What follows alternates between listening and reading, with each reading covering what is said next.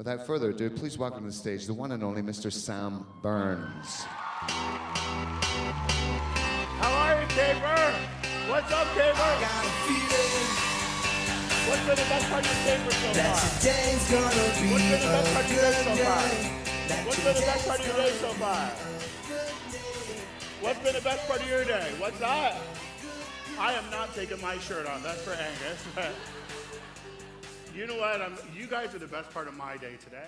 I'm so honored and excited to be here and share some time with you.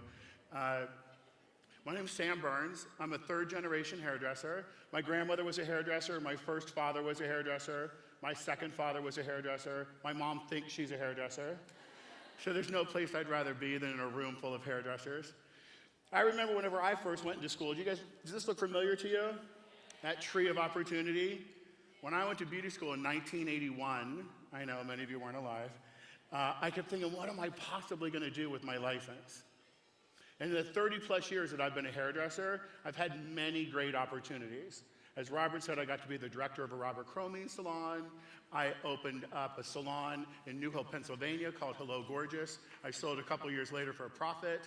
I've had my work published in Modern American Salon. I had the opportunity to work on American Idol. I have done fashion shows. I've done celebrities. I was a learning leader at the Palm Mitchell School in San Diego. I am currently the director of the Santa Barbara School. So I'm super Santa Barbara. Have my work published everywhere. But the thing is, it wasn't supposed to happen for me. I'm from a tiny little town called Dillsburg, Pennsylvania. And yay, Dillsburg! And Dillsburg didn't even have a grocery store. And in the 80s, Dillsburg also didn't have the mentality that we have now. You know, for 10 solid years, I was bullied in school and was beat up and thrown in trash cans and put in a locker and just went through a really tumultuous time where suicide was my primary thought. And March 21st, 1981, I quit school because the football team urinated in my locker. And I couldn't take the humiliation anymore. And I started to believe what everybody said about me, that I wasn't worth anything. Not quite as severe as what Lizzie went through, but it still felt heavy in my heart. So I quit school March 21st, 1981, and I went home and I said to my parents, I can't take it anymore. And my mom said, we appreciate that you went through all that torment, but we're not gonna have a high school dropout in our family, so you need to go get a job. They dressed me up in my JCPenney suit and drove me 30 miles away from my house and said, get a job. And I basically sat on the sidewalk all day long, and when my dad picked me up at 5 o'clock that day, I didn't have a job. So the next day they drove me 30 miles in the opposite direction and said, you gotta get a job.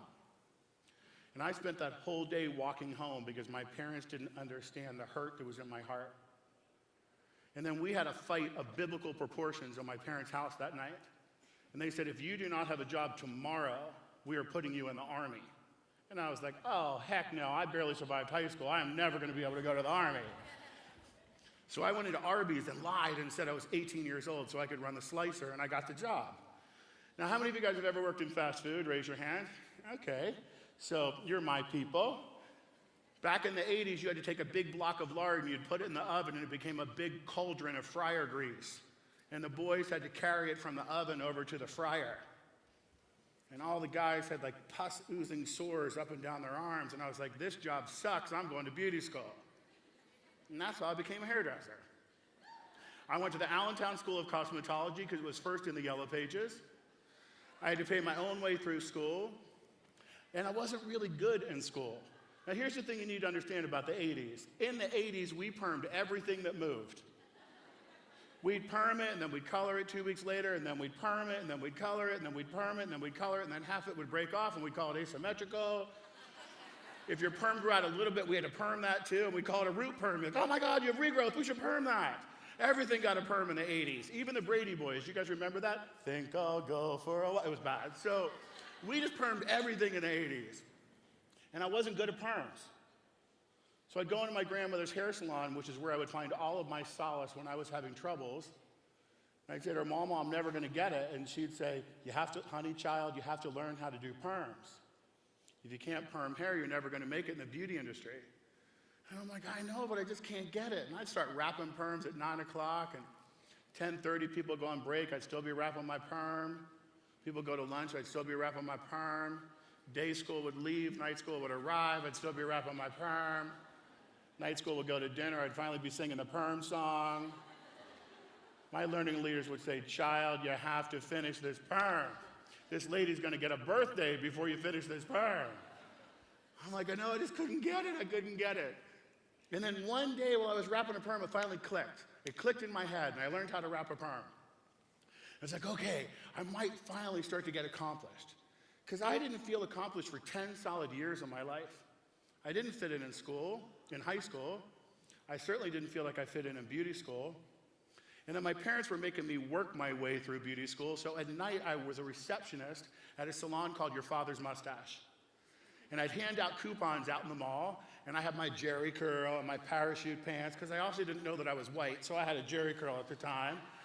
And after I got my license, I worked there for about 2 years, and there was this little-known product named Paul Mitchell, and they asked the company nationwide to have a contest.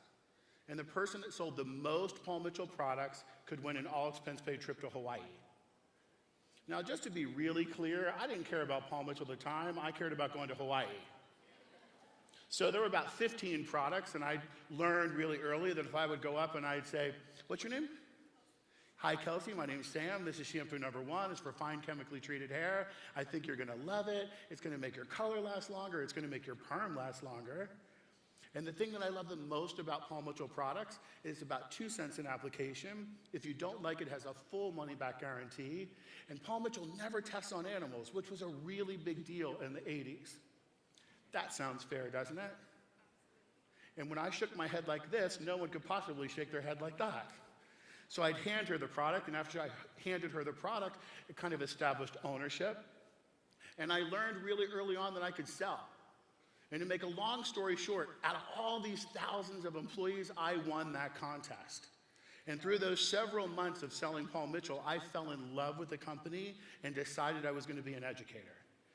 And the winner of the contest got to have dinner with Paul Mitchell, the man. But from the time I won the contest until I went to Hawaii, Paul Mitchell passed away of pancreatic cancer.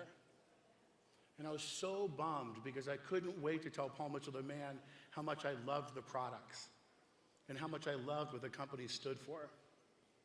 But nonetheless, I got to go to this incredible farm that Angus talked about earlier. A completely solar-powered farm that Paul Mitchell had recently purchased. Now, how many of you guys have ever seen Gilligan's Island? So it was kind of like that. It was really tropical, and there were all these cool little huts.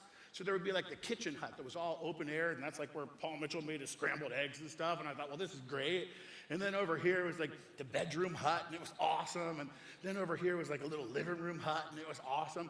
And then there was this big greenhouse where they grew everything that they ate on the farm. They even had a solar-powered race car. Paul Mitchell was years ahead of his time. So I got to view this whole Avapui farm, and I was super stoked about it. And at the end of the farm, over in a remote little corner, Paul Mitchell had just been cremated, and somebody had taken a bunch of rocks and formed them in a heart. And in the center of that heart, they put an Avapui plant, and that's where Paul Mitchell was laid to rest. And there was a bench next to that heart, and I sat down and I said, my name's Sam. I couldn't wait to meet you. And I saw you on stage a couple months ago, and I love that you said that you wanted to make a product company for hairdressers, because everyone in my family is a hairdresser. And I love that you've decided and made a commitment that no living creature would suffer for a hairdresser to make $1, but that you really wanted to have a company by hairdressers for hairdressers that would continually give back to charities like Food for Africa and the St. Jude Children's Research Hospital and Pediatric AIDS, and that our products would be as natural as technology would allow us to make them. And I so loved your products that I decided I'm going to be an educator. And that was the first of 3 conversations that I've had with Paul Mitchell at his gravesite. But that day, that commitment that I made with Paul Mitchell on the gravesite was 25 years ago, and I've been an educator for this company ever since.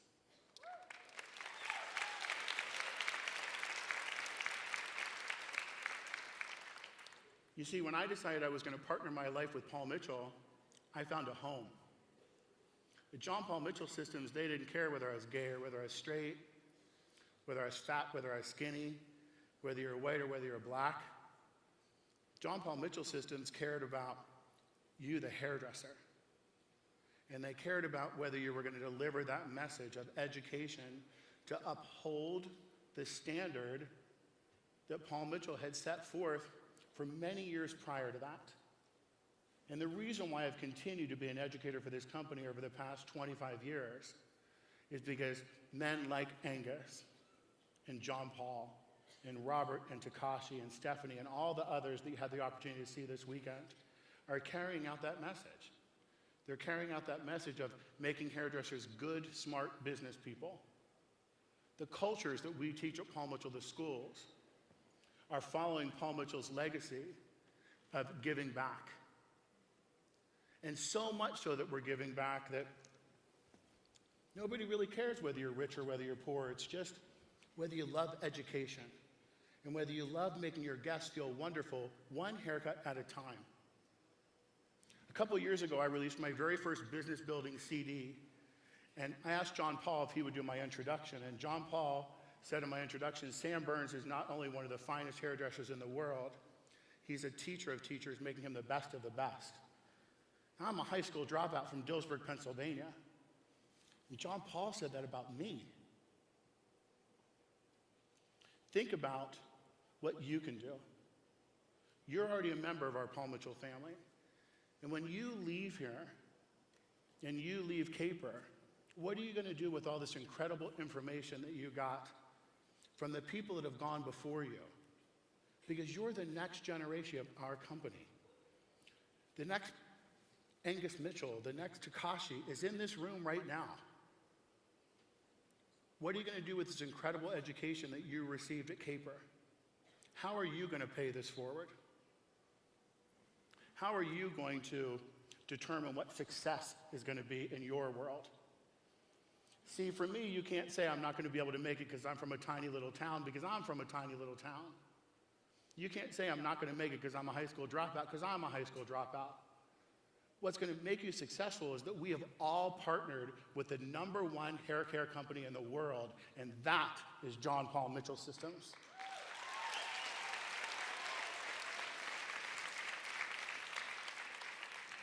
Robert Cromley says, when you change the way you look at things, the things you look at change. What's your outcome going to be whenever you get your license? What magic are you going to create in your community? See, the great thing about being a hairdresser is we have the opportunity to make people feel magical, feel beautiful, feel great about themselves, one haircut at a time. And when you can change the energy level of how somebody feels, you can change a neighborhood. And when you can change a neighborhood, you can change a city. And when you can change a city, you can change a state. And when you can change a state, you can change a country. And all that happens from hairdressers. There's no place I'd rather be than a room full of hairdressers, because we have servants' hearts. We work really long, hard hours, but we do it to help release your inner beauty. We have an opportunity to wake up every single day and be awesome. See, somebody said to me a long time ago, you get to determine whether you're going to have a good day or whether you're going to have a bad day. How many of you have run into somebody who always has a bad day because they have a negative attitude, right? Those Debbie Downers. If you program yourself to have a bad day, you're going to have it all day long. But at any moment, you can go put your right foot forward and say, today is going to be awesome. Don't let anybody dull your sparkle, because you have magic in your DNA as a hairdresser. You have an opportunity to be somebody's day maker. Win Clayball says if you're having a bad day, the first thing you can do is get out of yourself is by giving back. I opened up a salon several years ago called Hello Gorgeous. When you'd call, we'd say, hello, gorgeous. When you'd walk in, I'd say, hello, gorgeous. Would you like a tour of the salon? And one of my main commitments from Hello Gorgeous was that we were going to be a salon that gave back. Every single year, we threw a big charity fundraiser at Halloween called the Pumpkin Ball. And we'd also partner with a local elementary school where we would find a 4th grade class in need. And we would buy every member of that 4th grade class a bicycle for Christmas. Because when you're in 4th grade, a bicycle gives you freedom.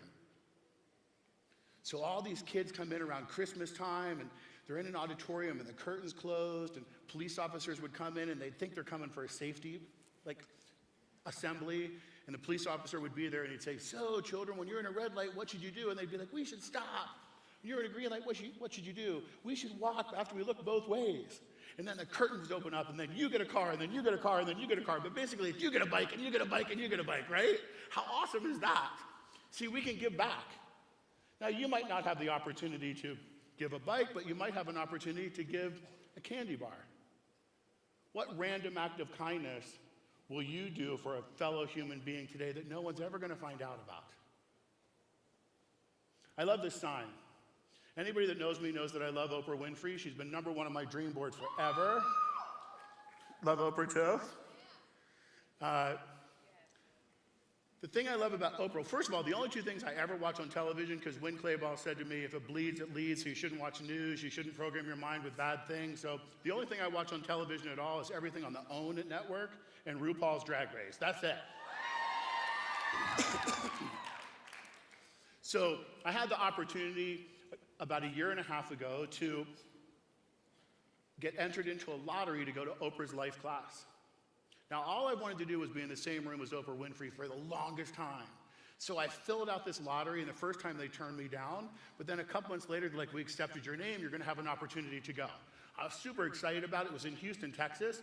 I called my good friend Rosie Matos. How many of you guys went through her class today? I love Rosie. And I called Rosie and I said, I'm gonna come to Houston, you live in Houston, would you love to come with me to go see Oprah and Joel Osteen? She's like, you have no idea, but I recently suffered a loss in my family, and Joel Osteen helped heal me through that loss.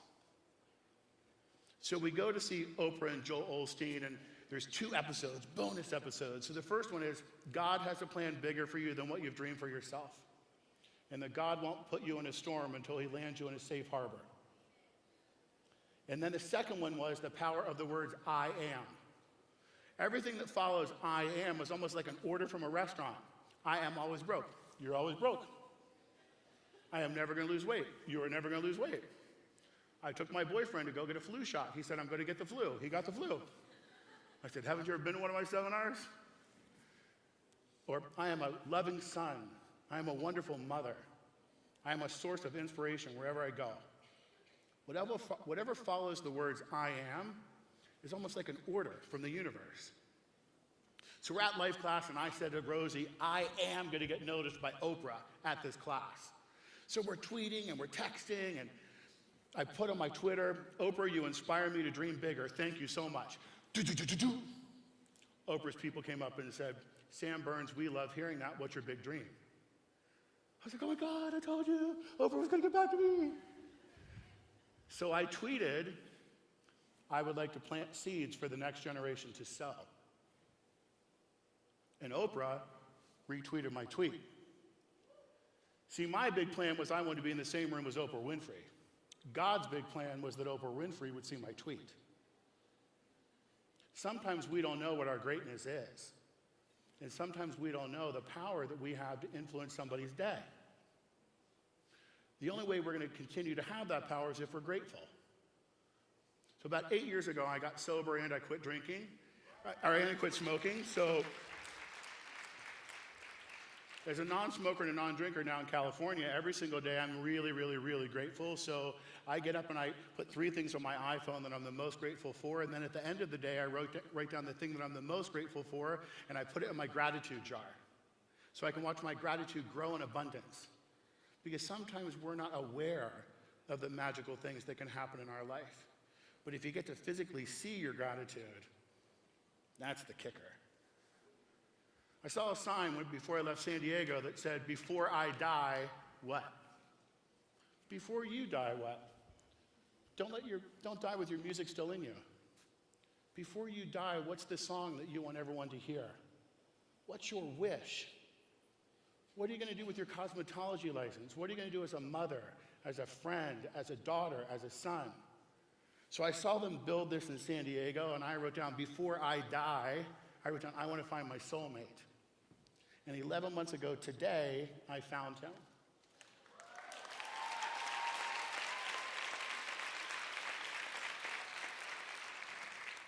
This was our very first date, and I filled the whole room up with balloons, and on every heart, I wrote down one thing I love the most about him. And I was like, surprise! So he was all excited about it. I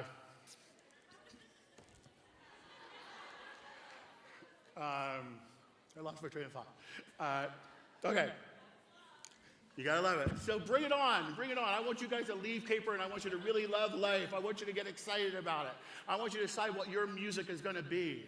What's the song that you're gonna hear?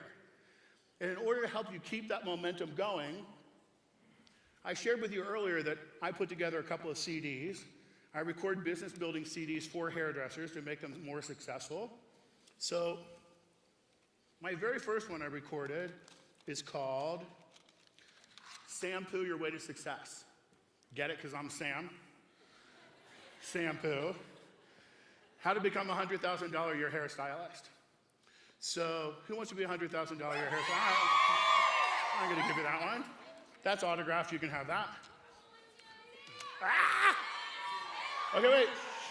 My second one I recorded 10 years ago was my journey of opening up a salon with no clients and selling it a couple years later for a profit. It's called Cliff Diving, A Journey of New Hope. I'm going to give this to you right here, darling. And then my third, I can't throw it. Robert told me not to throw anything. My third one that I recorded 2 years ago is called Shampoo, Rinse, Repeat. It's everything I learned about being, when I was at Robert Cromie's as his salon director, what I learned being a learning leader at the Palm Beach School in San Diego, everything. We released a new men's product line a couple years ago called what? So I helped write a lot of the business building ideas for Mitch, so now all of you have been Mitch slapped. So there's vocabulary and dialogue on this, and it's called Shampoo, Rinse, Repeat. I'm going to give you this to you. If you didn't get one, I have more CDs over here. Whenever we're done, they're $20. They're normally around $49 on iTunes. If you want to take me home, you can. I'll autograph them. We can do some selfies. Excuse me. But it's my intention, it's my blessing that I've had the great opportunity to travel all over this world on behalf of John Paul Mitchell Systems. And as a high school dropout from Dillsburg, Pennsylvania, I think it's my ministry to share that with other hairdressers. So I just took all those ideas and I put them on a CD for those people that didn't get the great opportunities that I've had working in this incredible family for the past 25 years. So if you're interested in it, I can hook you up and I'll share with some CDs with you. When I decided I was going to be a hairdresser, I said to my grandmother, just joined beauty school. She sat me down in her chair and she said to me, honey child, she was from an orphanage in Birmingham, Alabama. She said to me, honey child, if you're going to be a hairdresser, there's something you need to know. Every major event in someone's lifetime parallels an appointment to a hair salon. If you're sick, the first person you're going to call is your hairdresser. Because when you look great on the outside, you'll feel better on the inside. It's your hairdresser that you'll entrust with your newborn baby, and you'll keep a lock of that first haircut forever. Forever. And it's your hairdresser that you'll spend time with on your wedding day before you walk down the aisle to be with your significant other for the rest of your life. Every major event in someone's lifetime parallels an appointment to a hair salon. So when you go back to school this week and you get a ticket for a shampoo and set, don't be like, I can't believe I got a shampoo and set. Because that could be the grandmother that worked her whole life for her grandson to go to college.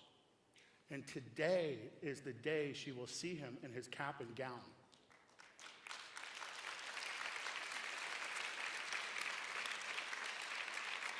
So I want to leave you with this quote.